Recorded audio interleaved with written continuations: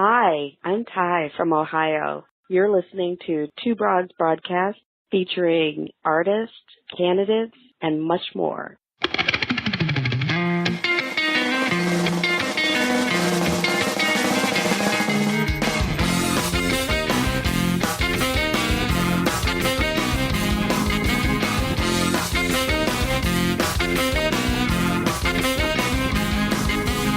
Are you listening?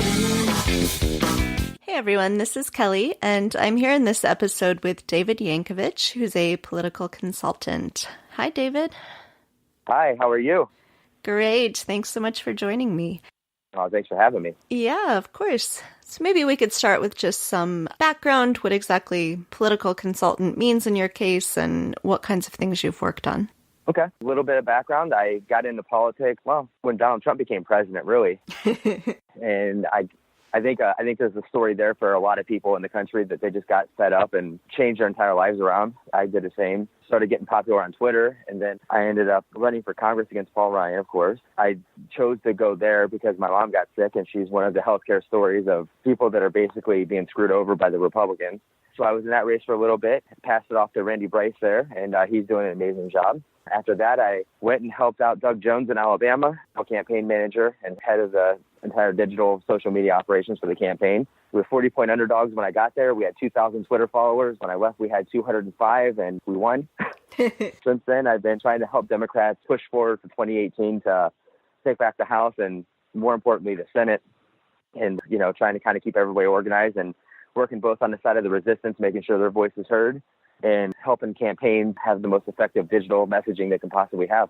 Great. So let's talk about the Doug Jones campaign a little bit. What were to the extent that you can talk about, I'm sure there's some strategy that's a little bit secret, but what are the kinds of things that you use to increase the Twitter following and sort of get the message out? Well, the most important thing initially, when I got there, it was before it was a national story. The primary runoff was still going on between Luther Strange and Roy Moore. I had a feeling about this race that it was going to be the one in this country that is like the reckoning. You have on one side, Roy Moore, who was atrocious, not a good guy, and I knew that he was going to win. I think everybody kind of had that feeling, but I knew where the country is right now, it's going to be him. And on the other side, you have Doug Jones. And the more I learned about him and the more that I read and got excited and, the history of what he's done and healing Alabama, this is the ultimate showdown. It was going to be like this moment. So when I first initially got there, it wasn't anything. Like every newspaper story said, we have no chance. We're 40-point underdogs. AL.com had published an article right around when I got there that your next senator from Alabama had a picture of Roy Moore on it. And it was a foregone conclusion that we had no prayer. All my friends and family said, you're committing suicide by going down there. There's not going to be a chance that you're going to be able to pull this off. Even up to Thanksgiving, it was like that. So a big part of the messaging and getting people excited and bringing people in and growing the following was framing this race in a way that really got to the deepest part of what we're going through right now. Because in Alabama, there's a really dark civil rights history. There's a lot of ghosts in their past and in their present, but hopefully not the future. And that race, when we framed it as right versus wrong, or the right side of history. And when we framed it that way, that got everybody who was paying attention from the sidelines to kind of perk their noses up a little bit at it, and, now we understand. Now we can get why we're in this. And it was, this guy's a 40-point underdog, but it doesn't matter because this is history. We're going to beat Donald Trump in the most conservative red district in the country. And we're going to do it for a guy who they say has no prayer. And that's what it came down to was, we talked about the issues that real people were facing. We didn't play into the politics of using big words and, trying to out-strategize ourselves and everything. It was nitty-gritty. It was speaking very plainly, talking to people directly in their homes. It was the senator, I should say now, had a strategy on his own that he wants to talk about what people talk about at the kitchen tables. You have a husband, you have a wife, you have a partner, whatever, and they're sitting at the kitchen tables. What are they talking about at night? Those are the issues we're going to talk about in this campaign. We're not going to talk about Donald Trump. We're not going to talk about what the Republicans are doing, not in a sense that, not in a grand scheme of everything for national. We're not going to nationalize this race. This is about Alabama, and this is about making people in Alabama understand that we're listening, we're paying attention, and that we're going to speak to their issues. And that was the framing of the race. So on the one hand, we had this big grand national strategy of like the right side of history, help us do this. But the basic core strategy was like, let's talk about what everybody's talking about in their houses. Like at nighttime, what are you worried about? What are you stressed about? You're going to lose your job? How's your money? How's healthcare? What about rural hospitals? And that was how we did it. And growing the following became pretty easy once we can get everybody to buy into the race. This is a national race, but it's for a local office. It's for a guy who's trying to make right in his state what hasn't been right probably 100 years. I mean, it's been 25 years since the last Democrat was there. It was a big moment. And I mean, we grew the following through influencer system. We had the local people on the ground who were helping out on social media and pushing and creating groups and chat rooms and Twitter rooms and everything. And then we had, the national resistance folks who were excited about the race and wanted to help. And they were creating memes and GIFs and, pumping out all kinds of data and information and helping. And then we had, the celebrities, they just want to win and they want to see us in the right place. So we had kind of a 3-tiered system that we worked within digitally to make it happen.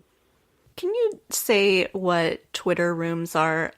I know this now, but it's something that I've only learned fairly recently, and I suspect people who haven't been invited into one have no idea that this whole network exists. It goes beyond Twitter rooms, but yeah. So a Twitter room is basically a room of up to 50 people that you can get together and help push issues. Now, before, it was just like where a group of friends would go and talk about things or whatever. But in the new world order of politics, it's become, I support candidate X, and I'm gonna create a room for him and recruit like-minded people to help me, to help push their message or their agenda or whatever.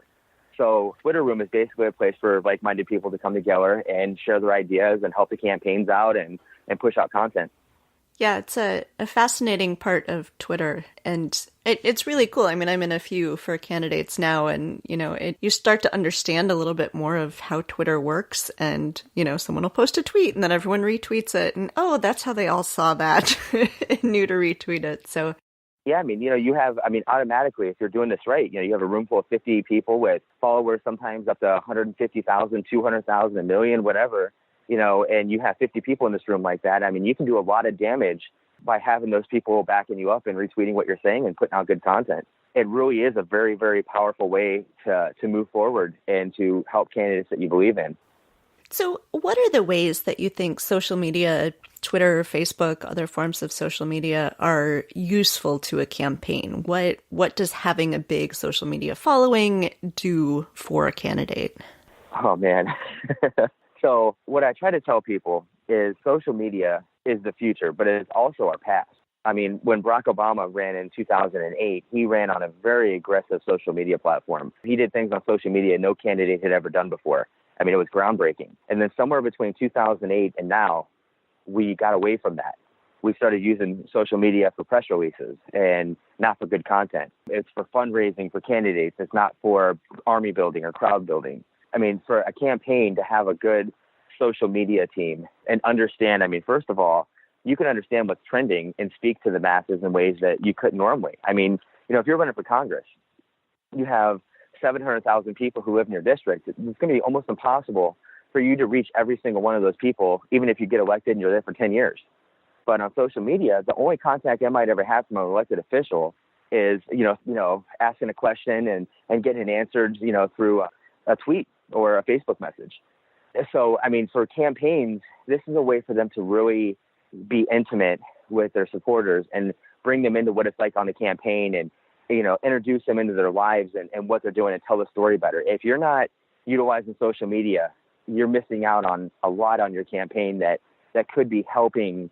It does everything. I mean, digital door knocking, get out the vote, canvassing, fundraising, your communications, everything that is done in life on the ground and in the field is also done on social media. And if you're not respecting that, you're at a disadvantage, because if you're up against somebody who does respect that and they do understand what they're doing about it, I mean, you're missing out on probably 65, 70% of your messaging and get out the vote in your reach and fundraise. It's absolutely critical, and it's the future. As we go more and more away from TV, it's all going to go into digital. So over the next 10, 15 years, we're going to look and we're going to see ourselves where, You're not buying $50,000 to $200,000 ad buys on television. You're putting your videos on social media. And we're already starting to see the impact of that and I saw it personally firsthand. I was Randy Bryce's opponent when his video came out. And I mean, it lit everything up. Amy McGrath's video, Jason Kander at the end of last election. These social media documentary type videos that resonate are getting more views and more impact than most TV, 30-second spots are. And it's a lot cheaper to do.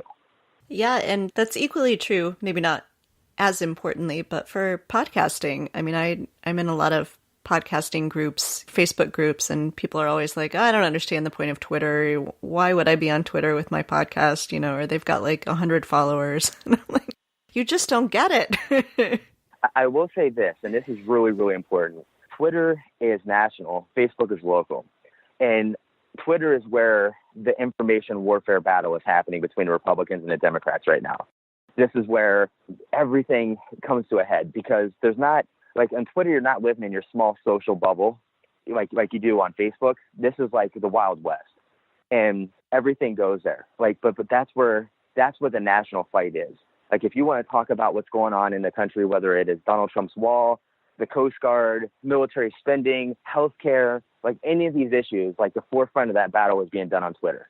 And to your point about podcasts, I have a really good friend who's got a radio show and he does these types of podcasts. And the Democratic Party isn't investing in talk radio or in podcasting like the Republicans are. Like what you're doing is completely organic and you're growing a following. It's amazing for what we're trying to do. But like we need help from the party because we're being out-talked on talk radio 10-1 right now by the Republicans. Like if you go through any county of any state anywhere, the Republican Party and their donors are investing heavily in talk radio and the talking heads. And you can't get into your car and find a Democrat, but you get in your car, you can find 3 stations that are talking about the Republican issues. And that's a problem because we're losing that war, that battle that we're in about influence and talking to people like where they live and where they work. If anyone from the DCCC is listening to this and wants to hire me as a full-time radio talk show host, just tag me on Twitter. I wish that they would. It would make me really happy. We have to be investing in that. Yeah. So I want to go back for a moment to talking about these kitchen table issues that Senator Jones was talking about. And I think that is super effective, especially in places like Alabama. But it occurs to me that people like me who may get involved in campaigns have no idea what real people talk about at the dinner table. Because what I talk about at the dinner table with my husband and my kids is politics. Do you talk at the dinner table also, though, about fun and what your incomes are looking like and what the bills of the month are going to be paid? And are you worried about healthcare or your kids' education, Yeah, not as much as politics, but... But I do wonder, though, a little bit. Of course, we don't want to hire consultants to figure out what real people are thinking about at the dinner table, because that is completely wrongheaded and not organic. But I do wonder if maybe there is a disconnect between people who have been career politicians and been involved in political campaigns for a very long time, and that is what they sort of live and breathe, who don't necessarily know what real people, quote unquote, are thinking and talking about at kitchen tables, and how do we sort of bridge that gap and figure out how do we talk to voters in a way that the voters care about? Because to me, it's always shocking to me when I talk to someone and they don't know what congressional district they're in, or I talk to really politically aware people who don't know what congressional district they're in, and so that clearly the way I approach the world and the way I think about politics is not the way everybody is thinking. So I'm just sort of wondering how candidates who are very steeped in this sort of thing sort of understand what the kitchen table issues are. That's a really good question. So when I began my transformation from working in banking and property management into going full bore into politics, I had a tweet that went viral. And it was, we hate Donald Trump like you hated President Obama, except that we hate Trump because he is racist and you hate Obama because you are racist. And for a long time, I was one of the more militant people against Republicans because how could you vote for this guy? I don't get it. He's atrocious. He makes fun of disabled people. He's a womanizer, all these different issues. I couldn't understand how anybody could like this guy. And I was mad. I was really mad. And I had never really seen